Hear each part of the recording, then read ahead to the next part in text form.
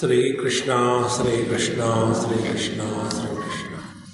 गुरुर्ब्रह्मा गुरुर्विष्णु गुरुर्देवो महेश्वरा गुरु साक्षात् परं ब्रह्म तस्मै श्री गुरवे नमः। तस्मै श्री गुरवे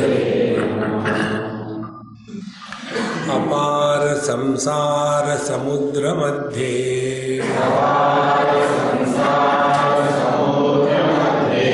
समज्जतो मे शरणं किमस्ति।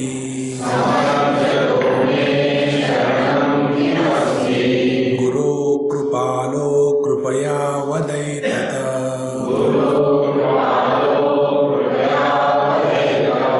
विश्वेशपादाम्बुजदीर्घनौका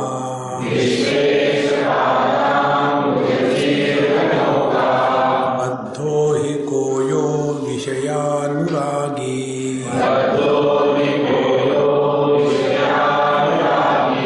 का वा विमुक्तिर्विषये विरक्तिः। को वास्ति घोरो नरकस्वदेहः।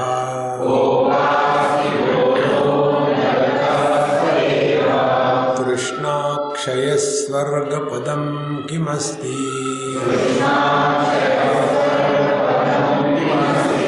संसारभृत्कश्रुतियात्मबोधा।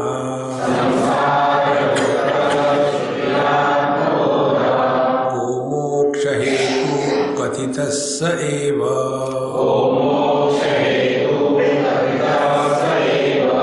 द्वारं किमेकं नरकस्य नारी।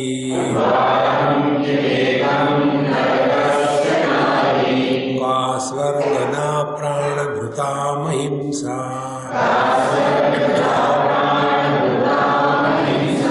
शीते सुखं कस्तु समाधिनिष्ठो।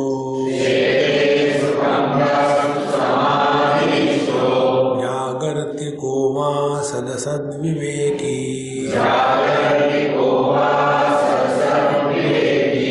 ये शत्रवः सन्ति निजेन्द्रियाणि। तान्येव मित्राणि जितानि यानि। को वा दरिद्रो हि विशालतृष्णः।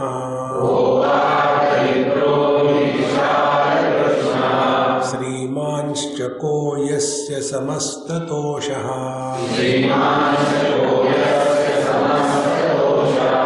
जीवन्मृतः कस्तु निरुद्यमो यः। किं वा मृतं स्यात् सुखदा निराशा।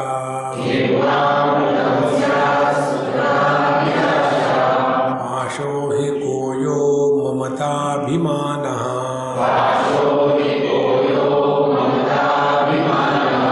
सम्मोहयत्येव सुरेव का स्त्री। को वा महान्धो मदनातुरो यो।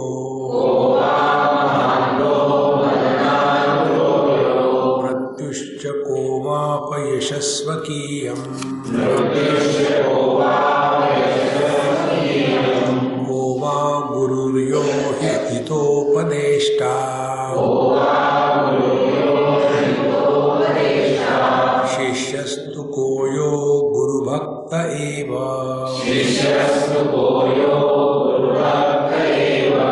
को दीर्घरोगो भव एव साधो।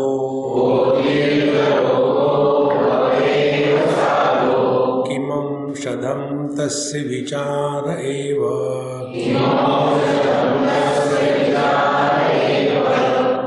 को वा गुरुः। गुरु किसको कहते हैं? नॉर्मली हम लोगों को गुरु माने एक व्यक्ति अपने नजर के सामने आता है और वो कैसा हो, दढ़ियल हो, उल्टे सीधे कपड़े पहने हो, एबनॉर्मल हो। आम आदमी ठीक से कपड़े पहनते हैं, ये उल्टे सीधे पहनते हैं। आम आदमी सब जगह खाना खाते हैं, ये कहेंगे नहीं जी मैं तो केवल घर में ही खाना खाता हूँ, बाहर का नहीं खाता हूँ। तो शादी क्यों नहीं कर ली? घर का ही खाना खाना है तो शादी कर लो। नहीं नहीं नहीं, शादी नहीं करेंगे लेकिन घर का खाना खाएंगे। देखो Maharaj, the moment we think of guru, all this things come in front of our mind. तो गुरु कोई व्यक्ति नहीं है। कहते हैं यो ही हितोपदेष्टा, जो हमारे हित का उपदेश करता है वो गुरु है। नॉर्मली हमको वो अच्छे लगते हैं कि जो हमारी बात मानते हैं। एक जगह हम खाना खाने को गए और हमको प्रश्न पूछा। मैं जितना प्रश्नों से बचने का प्रयत्न करता हूं उतने ज्यादा प्रश्न आते हैं। शंकराचार्य का हाल मेरे से भी बुरा होगा, इसलिए उन्होंने लिख दिया लो प्रश्न और उत्तर। तो उन्होंने प्रश्न पूछा, स्वामी जी हमको सत्संग में जाना क्यों अच्छा लगता है, क्या कारण हो सकता है?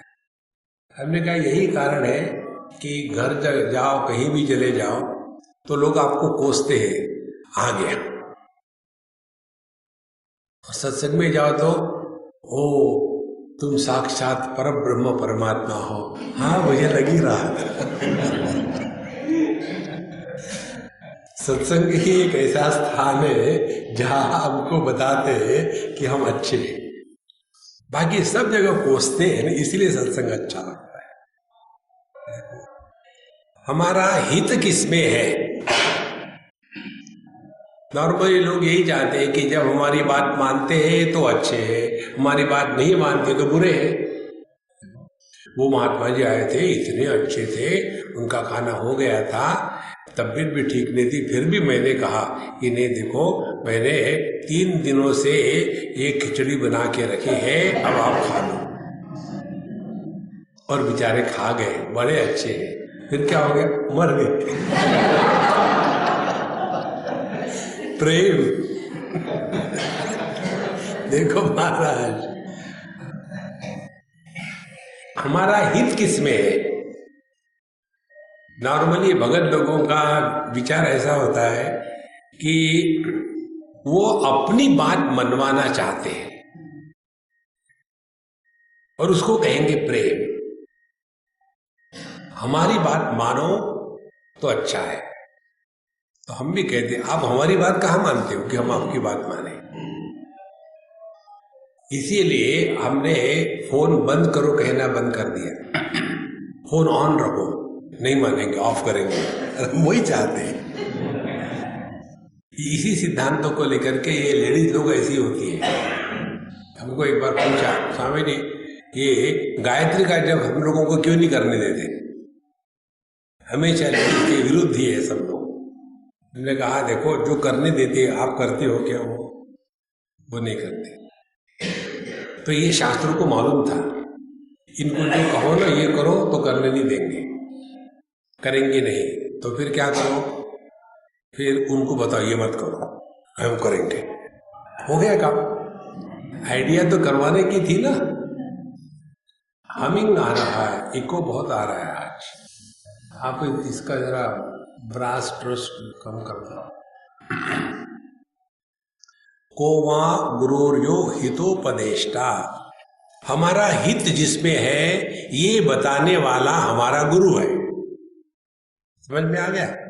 अब ढूंढो गुरु को। अपने जीवन का हर एक अनुभव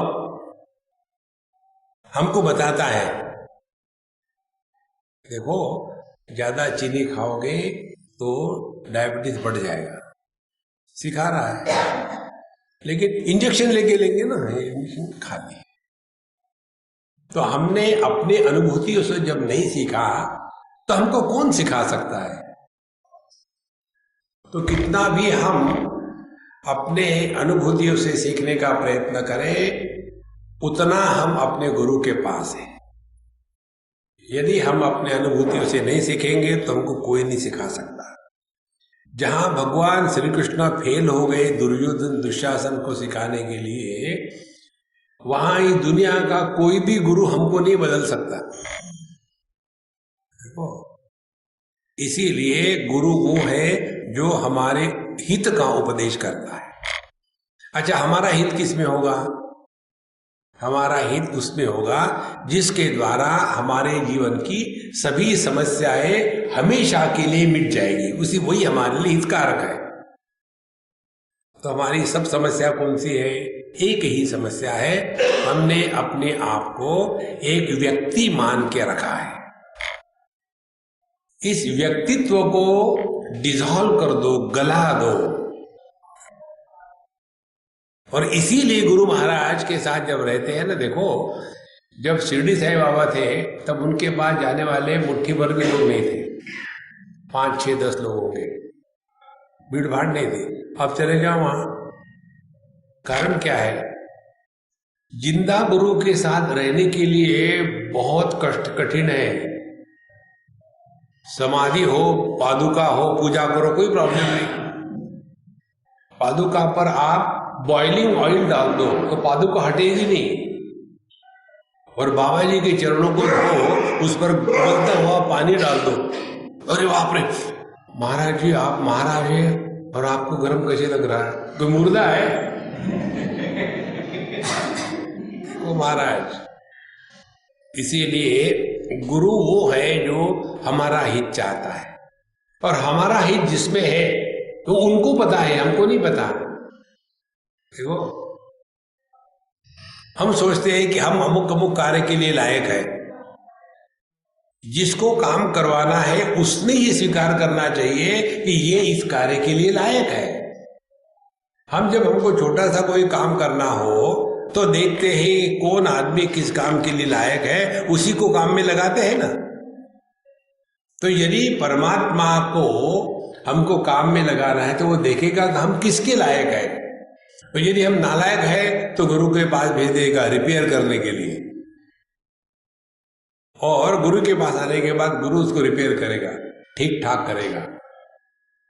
ये बहुत डिसऑर्गेनाइज है, इधर से ठोको उधर से ठोको। एक गुरु नानक देव जी के जीवन की कथा आती है। उनका पुत्र और उनका शिष्य दोनों को बताया 4 बाय 2 का एक चबूतरा बनाओ, 2 फीट ऊंचाई हो, 4 बाय 2 बाय 2। बोले ठीक है, बनाया। बनाने के बाद दूसरे दिन गुरु महाराज कहते हैं खराब है, तोड़ो इसको, ऐसे रहे, फिर से बनाओ। 1 बार हुआ, 2 बार हुआ, 3 बार हुआ, चौथे बार फिर वही कहा तो उनका लड़का गुस्सा कर गया, आपको तो कुछ पसंद आता ही नहीं, लाओ हम नहीं करेंगे। और जो दूसरा था, शिष्य था, उसने फिर से तोड़ा, फिर किया। ध्यान से सुनना, बहुत महत्व का विषय है। भौतिक जगत में जब हम प्रश्न पूछते हैं तब प्रश्नों का उत्तर दिया जाता है। आध्यात्मिक जगत में जब प्रश्न पूछते हैं तब प्रश्न पूछने वाले को बताया जाता है। Question is not answered, the person is addressed. क्योंकि ये प्रश्न जिस दृष्टिकोण से निकला है वो दृष्टिकोण ठीक करो तो प्रश्न अपने आप गायब हो जाता है। देखो, शास्त्र या गुरु या उपदेश केवल इसी के लिए होता है कि हमारी जो दृष्टि है, हमारा जो दृष्टिकोण है वो गलत है, उसको ठीक करना है। देखो, जैसे ये कैमरा है, अब ये कैमरे को मैंने यदि ऊपर से लगाया तो मैं एकदम नाटा सा नजर आऊंगा, उसको यदि नीचे से लगाया तो लंबा नजर आऊंगा। और हमने अपने दृष्टिकोण को नहीं बदला और कहने लगे कि ये लंबे हैं, ये नाटे हैं, तो उसको कौन समझा सकता है? फिर प्रश्न पूछेंगे ये महात्मा जी इतने लंबे क्यों हैं? तो कहेंगे देखो, तुम अपना दृष्टिकोण ठीक करो, कैमरे को आई लेवल पर रखो, फिर देखो, फिर ठीक समझ में आएगा। तो गुरु महाराज जो उत्तर देते हैं वो प्रश्न का उत्तर नहीं देते, the one who is asking question he is address. तुम्हारा दृष्टिकोण ठीक करो, आपके सभी प्रश्न हल नहीं होंगे, गल जाएंगे। कोई प्रश्न है ही नहीं। इसीलिए गुरु कौन है? गुरु वो है कोवा गुरुर्यो हितोपदेष्टा। तुलसीदास जी महाराज रामचरितमानस में लिखते हैं, कलयुग में गुरु वो होंगे, वो शिष्य के जेब की तरफ ध्यान रखेंगे और उसके पैसे का भार हल्का करेंगे, अज्ञान का भार हल्का नहीं करेंगे। और ऊपर से मंत्र का पाठ होगा, न कर्मणा न प्रजया धने न लाभ, न धने न त्यागे देखे अमृतत्व मानस। महाराज जहां सत्संग के क्षेत्र में पैसे का व्यापार होता है, वह सत्संग नहीं है। हमारे भागवत महापुराण में कथा आती है, भक्ति माता जवान है, उनके 2 पुत्र हैं, ज्ञान और वैराग्य, वो बूढ़े हैं। उस समय नारद जी से भेंट होती है तो पूछती है कि नारद जी ये बताइए, मैं तो जवान माँ हूँ, मेरे पुत्र ज्ञान वैराग्य ये इतने बुढ़ाऊ क्यों हो गए हैं? बोले देखो माता, ये आपका दोष नहीं, ये कलिकाल का दोष है। और कलिकाल के क्या क्या दोष है उन्होंने लिस्ट गिनाई। पहली बात जो लिस्ट में कही है वो ये कही है, कलयुग में सत्संग पैसे कमाने का एक तरीका हो जाएगा। इसके कारण सत्संग का रस या सार निकल गया। देखो महाराज, यह कहने को क्या है, सदाशिव समारंभाम शंकराचार्य मध्यमाम अस्मदाचार्य पर्यंताम वंदे गुरु परंपराम। यदि ये भगवान से प्राप्त हुआ ज्ञान है जो फ्री में मिला है, उस ज्ञान को बेच करके पैसा कमाना यह शास्त्र सम्मत नहीं है। इसीलिए गुरु वो है जो हमारे हित की बात करता है, तभी जाकर के हमारा भला होगा। इसीलिए एक सिंपल सी बात है, जिसको इस दुनिया में कुछ करना है वो आपको कभी हितोपदेश नहीं करेगा। एक उदाहरण ले आपको, एक हमारे बाबूजी थे, अब नहीं रहे, वृंदावन में ही उन्होंने देह त्याग दिया। बहुत अच्छे घर के थे, करोड़ोंपति थे। और पहली बार जब हम उनको मिले, कोई 8 साल 10 साल पहले मिले थे, किसी के साथ गए तो उन्होंने हमको वृंदावन की प्रदक्षिणा करवाई, कार में बैठा करके घुमा रहे थे। अब उनके कार में बैठे तो उनकी बात तो सुननी ही पड़ेगी। जैसे जिसके घर में जाते हैं तो उनके घर की सब बात सुननी पड़ती है, फ्री में कौन देता है खाना। तो उन्होंने शुरू कर दिया, लोग कैसे होते हैं, ये आश्रम कैसे होते हैं, और ये गवर्नमेंट कैसी है, कैसे पैसे खाते हैं। अब शुरू कर दिया, 1 2 3 5 मिनट 10 मिनट, आधा घंटा 1 घंटा। अब मैं अपना, जैसे आप सत्संग सुनते हैं वैसे मैं सुन रहा था। तो उन्होंने कहा कि महाराज आप कुछ नहीं बोल रहे। हमने कहा आप बोलना बंद करो तो मैं बोलूं। बोले बताइए। मैंने उनको कहा आप ये जितना मुझे बताया कुछ कर सकते हो क्या? बोले नहीं। मैंने क्यों हवा खराब कर रहे हो? जब मैंने उनको ऐसा बताया तो एकदम मानो उनकी आंखें खुल गई। बोले स्वामी जी मुझे आज तक ये किसी ने नहीं बताया। मैं जब ऐसे विषय पर बात करता था तो लोग मुझे चढ़ाते थे और चढ़ा करके मुझे बेवकूफ बनाते थे और फिर मेरे से दान धर्म लेते थे। वो करोड़पति तो थे ही। किसी को आश्रम में मार्बल लगाना है, कितना लगेगा? 20 लाख। चल ले जाओ। बोले आपने मुझे तो ऐसा झटका दिया है, अब मुझे समझ में आया कि मैं कहाँ भटक रहा था। फिर वो पुष्टि मार्गी थे। फिर स्वामी जी क्या करो? हमने कुछ मत करो, करना बंद करो। जितनी आध्यात्मिक साधना, it is undoing, it is not doing anything. बहुत कर लिया है।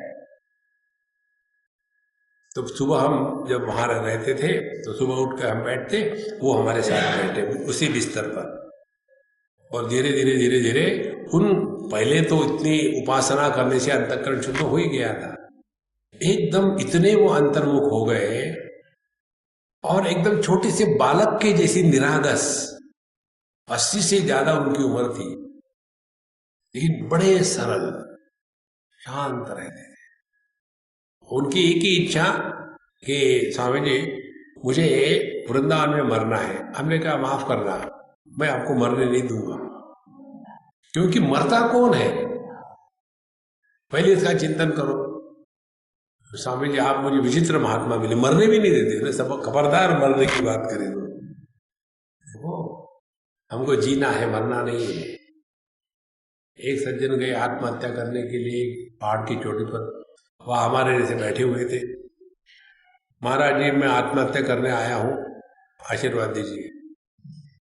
महात्मा जी ने कहा don't search for death, she will find you out. इसीलिए गुरु वो है जो हमारे हित की बात करता है। कोवा गुरु जो ही हितोपदेष्टा। हमारे स्वामी अखंडानंद जी महाराज ने हमको 2 बार बात कही थी। एक बार कहा था कलकत्ते में कोई बीमार थे, हमारे अच्छे मित्र थे, उनको कैंसर हो गया था, बोन कैंसर। तो उनकी सब हड्डियां लकड़ी के जैसे टूटती थी, तो पड़े थे बिस्तर पर। हम गए मिलने के लिए, उनका हाथ लिया, नमस्कार चमत्कार किया, फिर अपने मृत्युंजय का जप किया और फिर हम जा करके गए महाराज मिलने। तो उन्होंने कहा कि कैसे हो? उन्होंने कहा महाराज जी ऐसा ऐसा है, मैंने प्रार्थना करी भगवान से, मृत्युंजय का जप किया, तो मैंने ठीक किया कि गलत किया? उन्होंने कहा तुमने जो किया वो हो गया, उसके बारे में मत सोचो, सिद्धांत की बात पकड़ो। भगवान के काम में दखल लेने को तुमको किसने अपॉइंट किया है? किसके लिए क्या योग्य है भगवान जानते हैं। देखो ये ऐसा ही काम है कि देखो जी हमारा लड़का है ना, नालायक है, किसी काम का नहीं, तो आप उसको जरा पीएचडी दे दो ना। अब जब जानते हैं नालायक है, किसी काम का नहीं, तो पीएचडी दे दो। पीएचडी का अर्थ मालूम है? पीएचडी पागल हो गया। तो ये पागल होने की बात है, हमको केवल अपने स्वरूप में निष्ठावान होना है, दुनिया के चक्र में मत फंसो, तब जाकर के हमारा मन प्रभु में लगेगा। दूसरी बात उन्होंने हमको कही, हम सत्संग को जा रहे थे, 2-4 दिन रहने के बाद हमने कहा हमको अभी जाना है, सत्संग है हमारा, कहाँ? यज्ञ है, गीता ज्ञान यज्ञ है। उन्होंने कहा मत जाओ, एक हर बार अपना संकल्प तोड़ना चाहिए, नहीं तो संकल्प सिद्धि का अभिमान हो जाता है। हमने कहा ठीक है, लेकिन नहीं जाओ, मैं तो ऐसे ही बता रहा था। हम गए जहां जाना था, स्टेशन पर उतरे, कर्फ्यू, 4 दिन तक कर्फ्यू रहा और हम कर्फ्यू में बैठे रहे, करो वेदांत का प्रवचन। फिर उन्होंने कहा यदि वेदांत की आपकी निष्ठा होगी तो आप धर्म प्रचार नहीं कर सकते। ईशावास्यमिदं सर्वम, केवल उस आश्रम के स्वामी जी छोड़ करके, ईशावास्यमिदं सर्वम, केवल अपना पड़ोसी छोड़ करके, ईशावास्यमिदं सर्वम, केवल मेरी सांस छोड़ करके। फिर हम अपने को धोखा दे रहे हैं महाराज। इसीलिए गुरु वो है जो हमारे हित की बात बताता है, नहीं तो हम इसी चक्कर में फंस जाएंगे दुनिया में। को वा गुरुर्यो हि हितोपदेष्टा शिष्यस्तु को यो गुरु भक्त एव। शिष्य कौन है? जो गुरु का भक्त है। भक्त कौन है? 24 बार 24 घंटे में नमस्कार करता है वो नहीं, वो पैर साफ करने, पैरों को वो तावेल समझ करके अपने हाथ पोंछता है।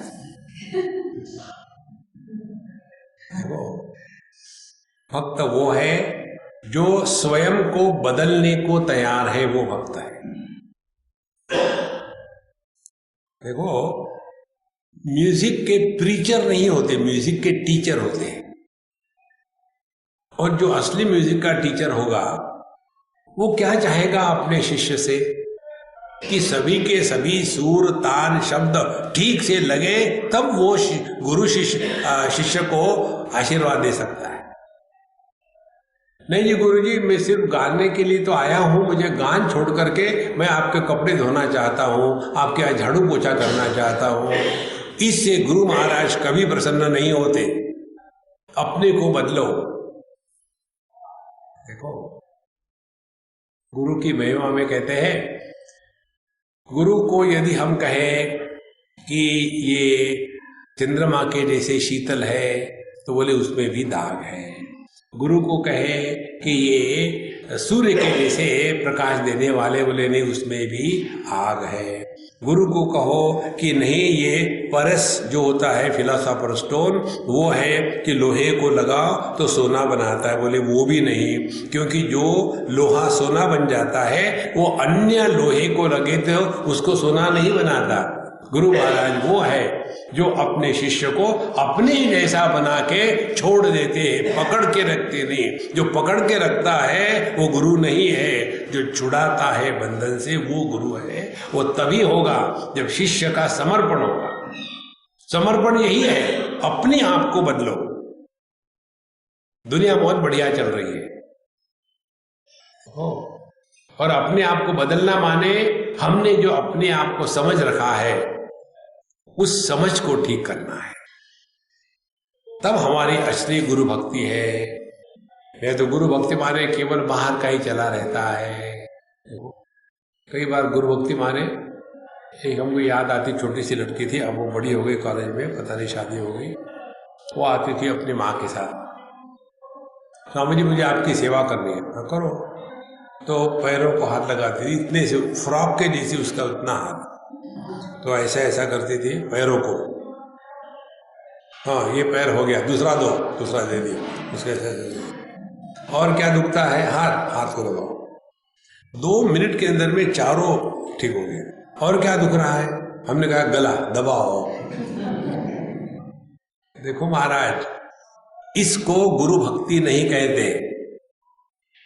4 प्रकार के शिष्य होते हैं।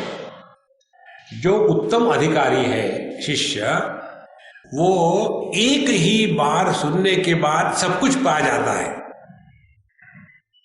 जैसे हमारे बम्बई में एक महात्मा हो गए निसर्गदत्त महाराज, उन्होंने एक ही बार सत्संग सुना अपने गुरु महाराज से, वो भी किसी के साथ गए थे। वो प्रोफेशनल सत्संगी नहीं थे, एक आध बार गए, पहली बार गए। और उन्होंने जब सुना, गुरु महाराज ने कहा कि तुम साक्षात परम ब्रह्म परमात्मा हो। उनका सत्संग होने के बाद वो चिंतन करने लग गए। उनको मैं ब्रह्म हूं बोल करके, झूठ बोल करके क्या मिलेगा उनको तो कुछ नहीं मिलेगा, क्योंकि वो दुकानदार थे। बोले दुकानदार वो होता है, वो झूठ इसलिए बोलता है कि उसको लाभ होवे। बोले यदि ये अपने अध्यात्म की दुकानदारी भी कर रहे हो और मुझे बताते हैं कि मैं ब्रह्म स्वरूप हूं, तो इनको क्या लाभ होगा? तो ये झूठ हो ही नहीं सकता, ये सच ही हो सकता है कि मैं परमात्मा स्वरूप हूं। इसके ऊपर वो चिंतन करने में लग गए। ये है उत्तम अधिकारी। दूसरे होते हैं मध्यम अधिकारी। जितना बताया उसमें से आधा सुनते हैं और आधा ही करते हैं, पूरा नहीं, आधा ही समझ में आता है, सब आधा ही आधा है। वो हो गए मध्यम अधिकारी। तीसरे है अधम अधिकारी। उनको कुछ समझ में नहीं आता, कुछ नहीं समझ में आता, 0। और चौथे महाभाग अधमा अधम। उनको हर चीज उल्टी समझ में आती। जैसे कथा आती है, ऋषभदेव महाराज ने 10,000 साल राज्य करके अपने पुत्र को सौंप दिया और जंगल में तपस्या करने के लिए चले गए। अब इनका प्रश्न, 10,000 साल कौन जीता है? I don't think it is right. It must be a cock and bull story. उल्टी समझ।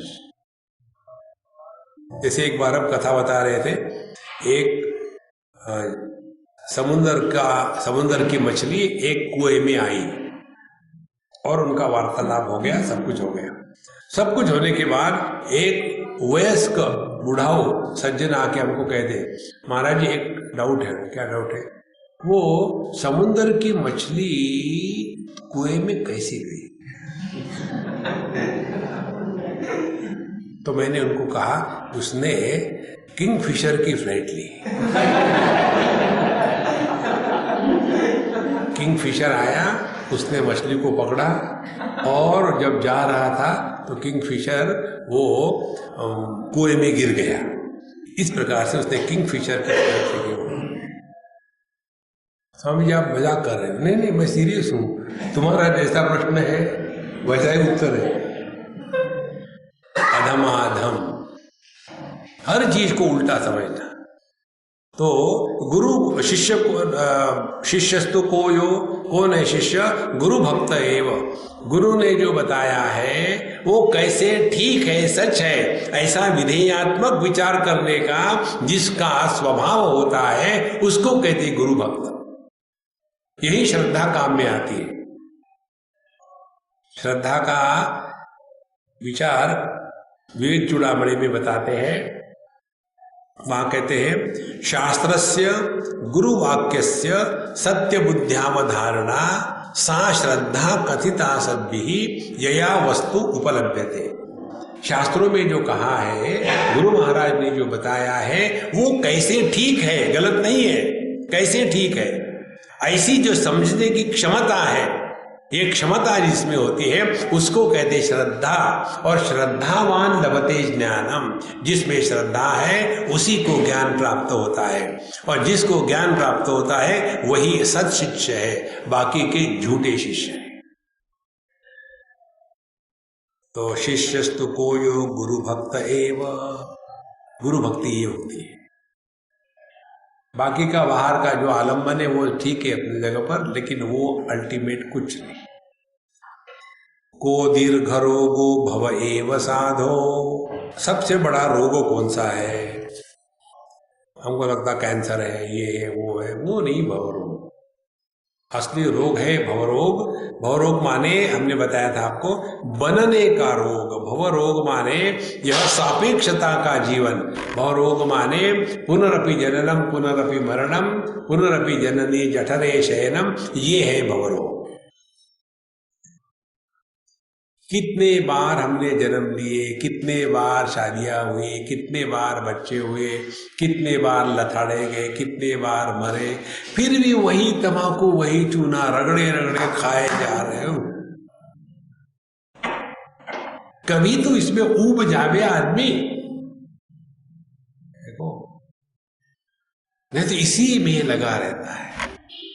एक सज्जन मुझे कह रहे, स्वामी जी आपको क्या मालूम, गोद में बच्चा हो और वो बच्चा आपका पड़पोता हो, और उस समय आपके गोद में उसने कर दी, और उसकी जो सुगंध आती है, उसका जो आनंद है, वो आनंद वैकुंठ में मिलने वाले अमृत से भी श्रेष्ठ है। आपको क्या मालूम? इसीलिए ये जो दुनिया में फंसे हैं ना, कितने बार यही काम करेंगे। देखो, आदमी को ऊब नहीं आती, यही भगवान की लीला है। युधिष्ठिर जी को प्रश्न पूछा था कि सबसे आश्चर्य की बात क्या है दुनिया में? उन्होंने यही बताया था, बोले कोई मरता है तो उसको दफनाने के लिए लोग ले जाते हैं, उसको जलाते हैं, लेकिन उनके मन में ये नहीं आता कि अपना ही हाल होना है, फिर से उसी जोश के साथ जीने रहते हैं। एक बार हम गए थे किसी को दफनाने के लिए और बैठे थे वहां, उतने में पीछे से एक सज्जन है, स्वामी जी एक प्लेट खाना। तो क्या? बोले आपके लिए मैंने बिना दूध की बिना चीनी की चाय रखी है। हमने कहा यार वो मर रहा है, तू चाय पी रहा है। बोले ये तो होता ही रहता है, हम लोग चाय पियेंगे, ये तो बैठे बैठे क्या करेंगे। ये भोग से निवृत्ति होती ही नहीं, यही भोग है। तो शिष्य का को दीर्घ रोगो भव एव साधो। तो साधु माने जो सज्जन लोग हैं उनके लिए ये भवरोग ही सबसे बड़ा भयानक रोग है। और जिनको इस दुनिया में मजा आता है कि नहीं जी आपको क्या मालूम, तो भगवान उनका भला करे। को दीर्घ रोगो भव एव साधो किमौषधम तस्य। अब ये भवरोग का औषध क्या है? कहते हैं विचार एव। अविचार कृतो बंधः विचारेण निवर्तते। अविचार के कारण बंधन में हम पड़ते हैं, विचार के द्वारा उससे मुक्त हो जाते हैं। देखो दो शब्द है, एक है विचार, दूसरा है विकार। दोनों विचार और विकार ये वृत्तियां होती है अंतःकरण में। जैसे कपड़े के ऊपर में सलवट होती है ना, तो सलवट को आप वृत्ति समझो। अब ये सलवटें कपड़े पर दो प्रकार की होती है। जब आप कपड़ों को धुला दो, कॉटन का कपड़ा समझा हो आपका, धो लिया आपने, लुंगी को निचोड़ लिया और नल के ऊपर रख दिया, बाद में इसको सुखाने को डालेंगे और फिर कपड़े उपड़े बदल लिए और आदत के अनुसार भूल गए कि लुंगी को सुखाने को डालना है। शाम हो गई और फिर नहाने के लिए गए, तब देखा अरे लुंगी तो ऐसी पड़ी है, तब तक के सूख गई हो। और उस लुंगी को आप पहनना चाहो तो लुंगी कैसी होगी? अष्टावक्र, सूख करके कड़क हो गई और उसमें दुनिया भर के सलवटें पड़ी है। तो ऐसी सलवटें पड़ी हुई लुंगी हम पहनेंगे क्या? नहीं। फिर क्या करेंगे? ये अनावश्यक सलवटें निकाल डालेंगे और बाकायदा पैरेलल परफेक्टली क्रीज होगी। तो दोनों सलवटें हैं, जो धोने के बाद निचोड़ के रखा था, सूखने के कारण वो भी सलवटें हैं, और इस्त्री को घुमा करके कपड़े के ऊपर में लाइन लगाई, वो भी सलवट है ना। अब दोनों में क्या फर्क है? वही फर्क है विचारों में और विकारों में। विचार भी वृत्ति है और विकार भी वृत्ति है। काम, क्रोध, लोभ, मोह, मद, मात्सर्य, घृणा, ईर्ष्या, जेलसी, फ्रस्ट्रेशन, ये सब के सब विकार है। आत्मचिंतन, कस्त्वं कोहम कुतमायातः कामे जननी को में तातः। यह जगत क्या है, मैं कौन हूं, जीवन क्या है, जन्म क्या है, मृत्यु क्या है, कौन मरता है, कौन पैदा होता है, किसने मृत्यु को देखा, किसने जन्म को देखा। ये जो विचार प्रवाह है यह चिंतन है, इसको विचार कहते हैं। विकारों के द्वारा हम अपने ही विचारों में उलझ जाते हैं, तो वह विचार या वह वृत्तियां जिसके कारण हम अपने ही विचारों में उलझ जाते हैं उनको विकार कहते हैं। और वह वृत्तियां या वह विचार जिसके कारण हम अपने विकारों से सुलझ जाते हैं उसको कहते हैं विचार। एक सज्जन हमारे पास आए, रोने लग गए, स्वामी जी महाराज मैं बड़ा परेशान हूं। हमने कहा कोई नई बात बताओ यार, पुरानी बातें बता रहे हो। बोले नहीं, पता नहीं मैंने क्यों शादी करी, लोगों की बीवियां अच्छी होती, मुझे ऐसी क्यों मिली। हो गए। अब इसके ऊपर में हम विचार करेंगे। हमने इसको कहा देखो, the grass on the other side of the fence is always green. बोले स्वामी जी मैं आपको बीवी के बारे में पूछने आया, आपने मुझे घास के बारे में क्यों बताया। हमने कहा ये दोष मेरा है कि मैंने तुमको मनुष्य समझा। देखो, फिर उसको बताया देखो ये जो तुम अपने को दुखी समझते हो ना, ये अपने को पति समझने के कारण दुखी समझते हो। तुम जन्म से पति हो क्या? नहीं। फिर पति कब हो गए? जिस दिन शादी हो गई। तो पति बनने के बाद तुमको क्या नई बात मिली बताओ? 2 सींग आ गए क्या? नहीं। पीछे दुम आ गई? नहीं। फिर तुम पति हो माने क्या हो? एक कल्पना ही तो है।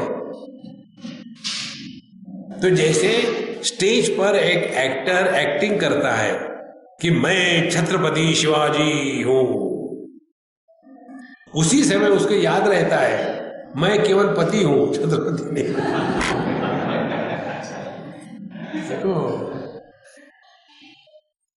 तो हमको केवल इतना याद रखना है कि जब जब हम दुखी होते हैं उस समय हम कुछ बने हैं। और कुछ भी बनो, दुख होगा गारंटी से। पति बनो, पत्नी बनो, भाई बनो, बहन बनो, माँ बनो, बाप बनो, गुरु बनो, शिष्य बनो, कुछ भी बनो, दुखी होगे, मैं गारंटी बताता हूं आपको।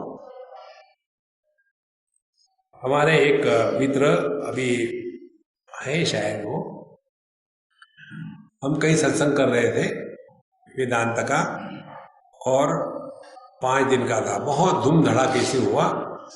और आखिरी दिन जब वो सत्संग होने के बाद नमस्कार दक्षिणा देने के लिए आए, तो एक अम्मा मुझे कहती है, स्वामी जी मैं पिछले 25 साल से वेदांत पढ़ रही हूँ, आज तक मेरी जिंदगी में इतना कभी नहीं हंसी। हमने कहा क्षमा करना, मैंने आपको हंसाया। बोले नहीं, हमको तो यही समझ में आया था, वेदांत माने ऐसा मुंह फुला के बैठना जैसे मुट्ठी भर खटमल खा गए हो। यही हमको समझ में आया था। तो हमने कहा आपको पढ़ाने वाला बेचारा दुखी होगा, इसीलिए आपको ऐसे पढ़ाया। और हमारा काम खत्म हो गया। शाम को खाने को गए, उन्हीं के घर में थे। हमने कहा अरे अम्मा आपके घर में खाना है? बोले हाँ। तो फिर उन्होंने इंट्रोडक्शन करा दिया, स्वामी जी ये हमारे पति जी हैं। पति जी महाराज जय हो। फिर आगे कहती है, इन्होंने ही मुझे पिछले 25 साल से वेदांत पढ़ाया।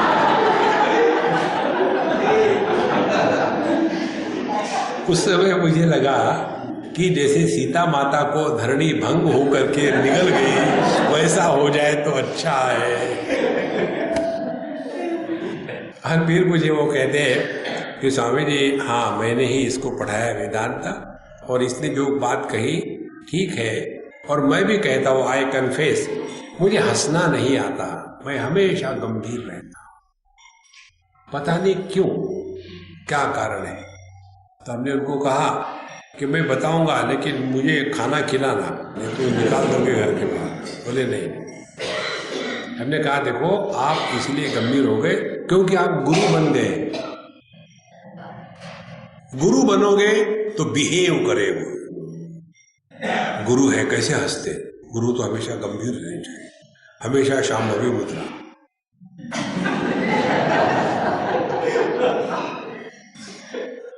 शांभवी मुद्रा माने आंखें आधी बंद हो। एक जगह में मेडिटेशन चल रहा था, ये तमाशा, वो गुरु महाराज ने बताया अब आंखें आधी बंद करो, और एक ने आंखें आधी बंद करी। ये क्या है, 2 आंखें है ना, एक बंद करनी। देखो 2 का आधा एक ही होगा ना।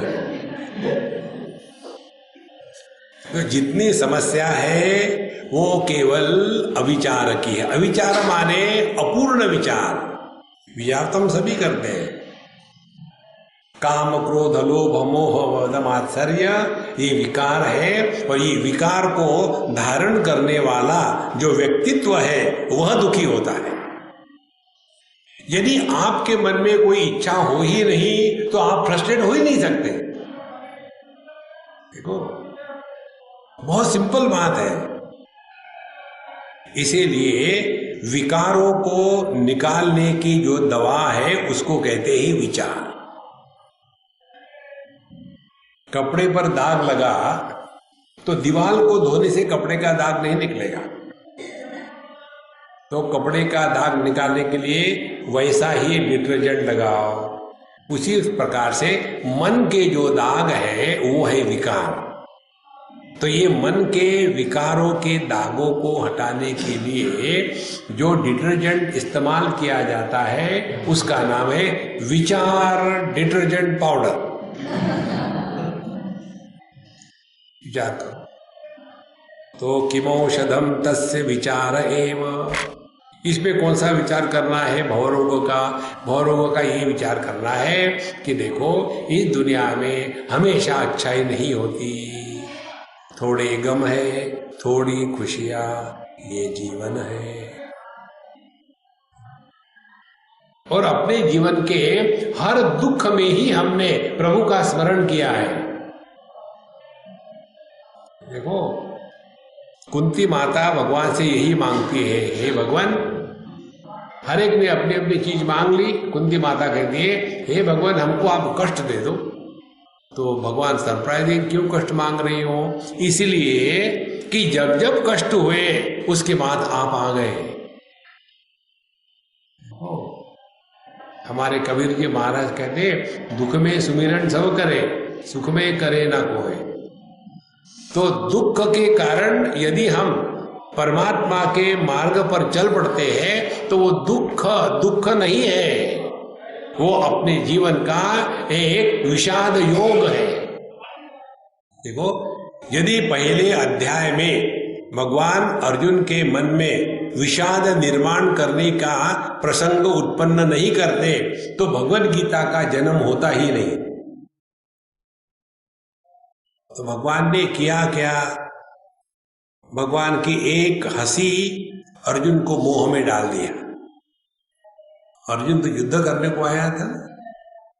कौन माई का लाल है, देखता हो मेरे साथ युद्ध करना चाहता है, इनको तो सबको मैं काट के रख दूंगा। कितना अहंकार, कितना द्वेष, यही सब विकार है। तो इन विकारों से हटाने के लिए जैसे कपड़े को प्रेस करने के पहले थोड़ा पानी छिटकते हैं ताकि सलवटें नरम हो जाए, इसी प्रकार से हमारे इस भवरोग का निवारण करने के लिए पहले पानी छिटकने के स्थान पर भगवान एक मोह का प्रसंग निर्माण कर देते हैं। तो अर्जुन के सामने मोह का प्रसंग भगवान ने निर्माण कर दिया। दोनों सैन्यों के बीच में यदि भगवान श्री कृष्ण अर्जुन का रथ दुर्योधन के सामने ले जाते तो अर्जुन के मन में भ्रांति होती ही नहीं, युद्ध करना है कि नहीं करना है। भ्रांति तब हुई जब अर्जुन को बताया, तुमको युद्ध दुश्मनों से नहीं अपनों से करना है, तुम्हारे दादा है, तुम्हारे गुरु है, उनसे युद्ध करना है।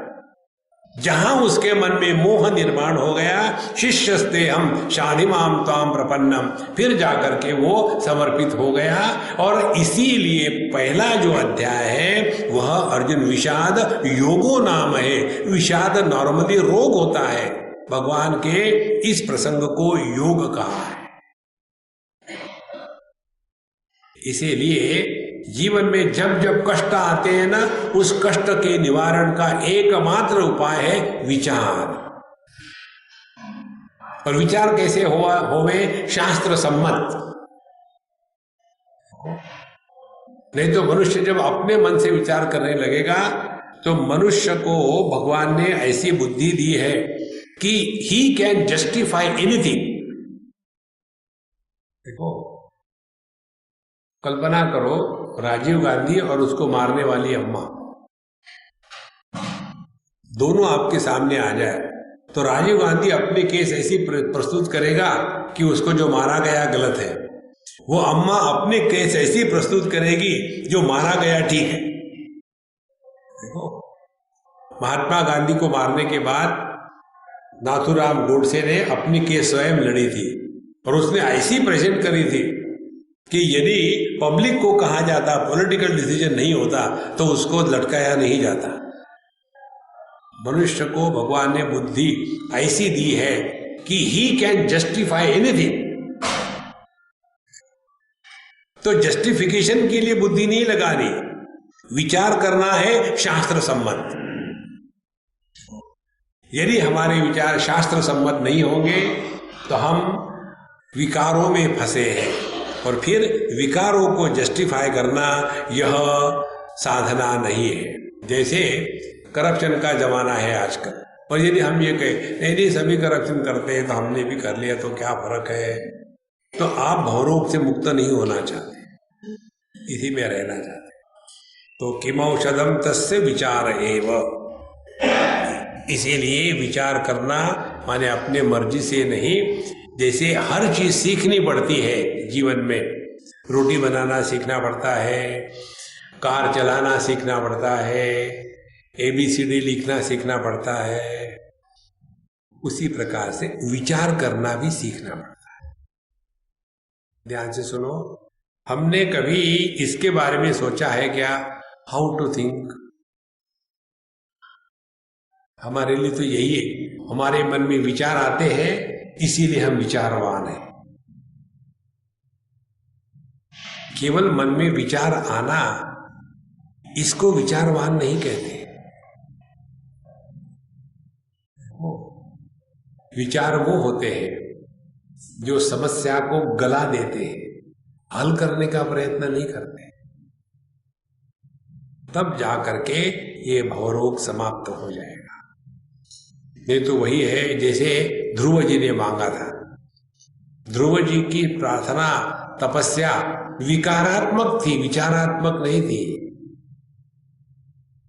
उनको पिताजी के गोद से हटा दिया और अपने सौतेली माँ से सुना कि देखो उनकी गोद में बैठना है तो मेरे गोद से पैदा होना पड़ेगा। तो अपनी माँ के पास गया, बोले हाँ उन्होंने ठीक ही कहा है, उसके लिए भगवान से प्रार्थना करने में चल पड़े, प्रार्थना करने, मुझे ऐसा स्थान दो कि मुझे कोई हटा ना सके। ये विकार था, विचार नहीं था। और ये विकार का प्रभाव ये रहा, उन्होंने जब कहा, सामने आए भगवान, भगवान ने कहा तुमको मांगने की जरूरत नहीं, मुझे मालूम है तुमको क्या चाहिए, तुमको ध्रुव पद हमेशा के लिए मिल जाएगा। भगवान तुरंत अंतर्धान हो गए। फिर ध्रुव जी को दुख होता है कि मैं साक्षात भगवान सामने आ गए और मांगा क्या। एक बिहारी आदमी ओबामा के सामने चला गया और ओबामा ने कहा क्या चाहिए तुमको, 2 मिनट टाइम है, ज्यादा नहीं।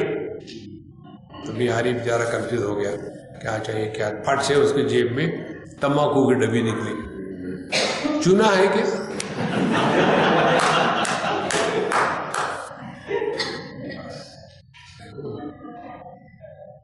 इसी प्रकार से साक्षात भगवान सामने आने के बाद ध्रुव जी ने क्या मांगा, चूना। ये विकार है, जो विचार करता है वो मांगता नहीं।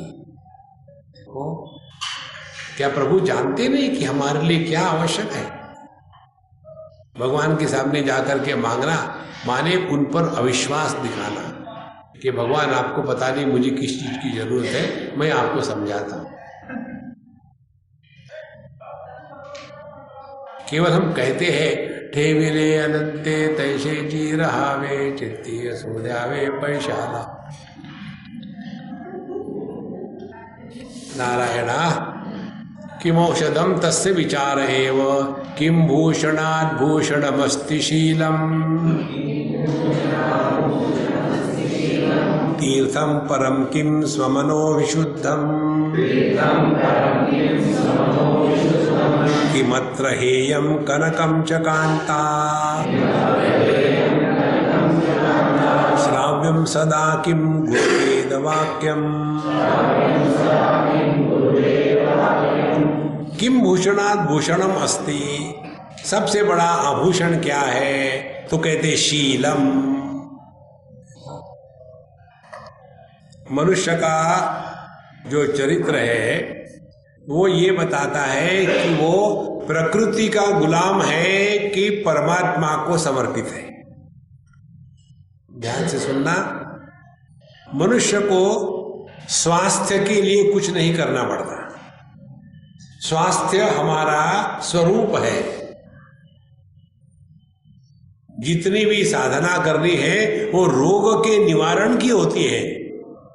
डॉक्टर लोग हमको स्वास्थ्य प्रदान नहीं कराते, केवल हमारे रोग का निवारण करते हैं। ध्यान से सुनना, रोग को आने के लिए कोई साधना नहीं करनी पड़ती। देखो प्रकृति में विकृति स्वाभाविक है।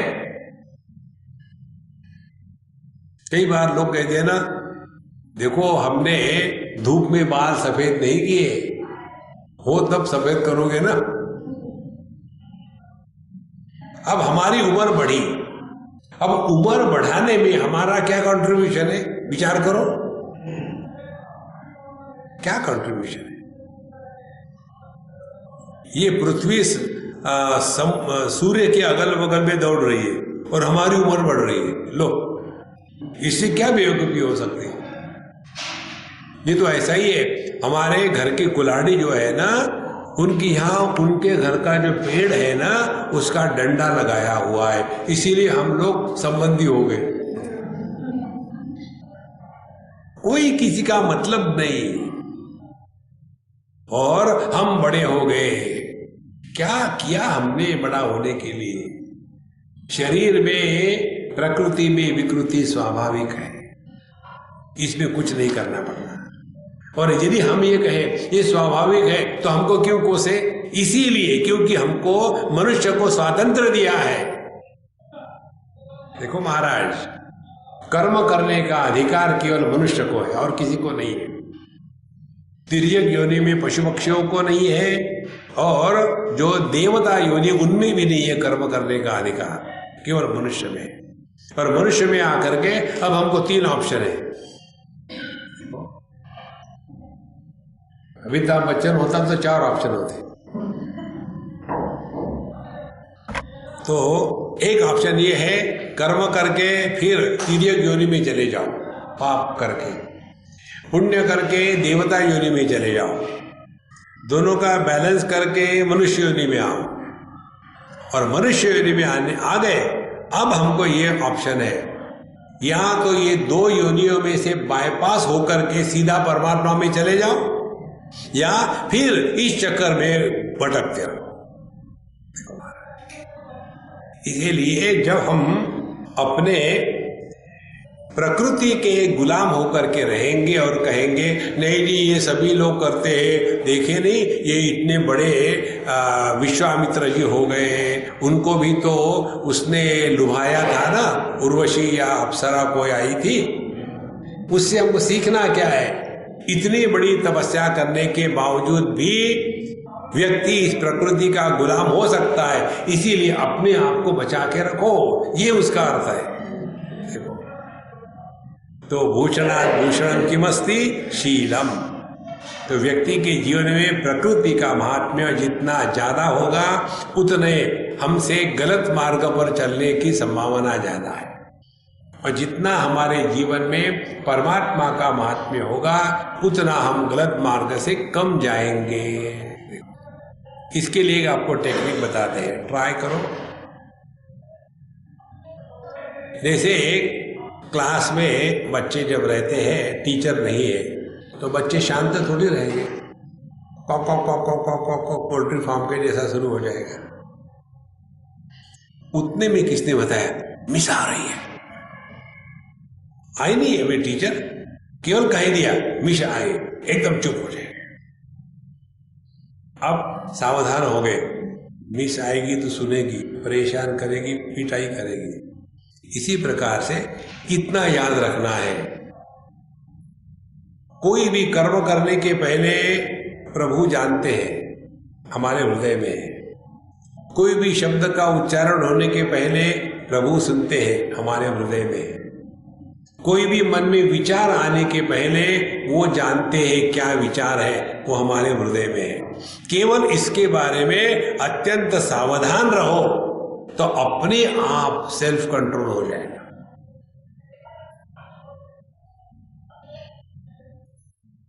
किम भूषणम भूषणादस्ति शीलम तीर्थम किम परम स्वमनो विशुद्धम। और सबसे बड़ा तीर्थ कौन सा है? विशुद्धम, जो अपना स्वमनः, अपना मन जितना शुद्ध पवित्र होगा, उतनी हमने तीर्थ यात्रा ठीक करी है। हम तीर्थ यात्रा में जाते हैं और वहां जाकर के वहां के पंडे, वहां की गंदगी, उसी को लेकर के और परेशान हो जाते हैं। तीर्थ यात्रा में किस लिए गए? वहां की साफ सफाई करने के लिए, पंडों को करने के लिए, अच्छा बुरा, वो पर्पस नहीं है यात्रा का। देखो सब, तो तीर्थ का तात्पर्य है अपना मन जितना विशुद्ध होगा, उसमें किसी भी प्रकार की गंदगी नहीं है। मन की गंदगी प्रकृति के विकारों का समर्थन, अपने मैं को चढ़ा बढ़ा के कहना, अपने ही जीवन की हमेशा गुणगान, अन्य के दोषों की चर्चा में रस आना, यही है मन की अशुद्धि।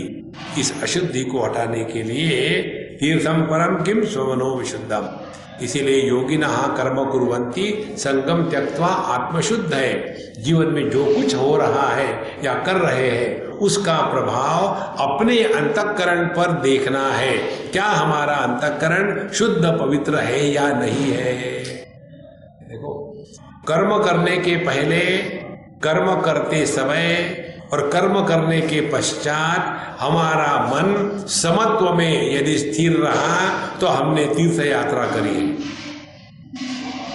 कर्म करने के पहले चिंता, कर्म करते समय विक्षेप, कर्म होने के बाद पछतावा यदि हुआ तो हमारा जो मन है वो रेलवे का प्लेटफॉर्म है। तो तीर्थम परम किम स्वमनो विशुद्धम, इसके बाद के विचार हम अगले क्लास में देंगे। हमको बताया गया है, जल्दी बंद करो। ओम पूर्णमदः पूर्णमिदं पूर्णात् पूर्णमुदच्यते पूर्णस्य पूर्णमादाय पूर्णमेवावशिष्यते। ओम शांति शांति शांति।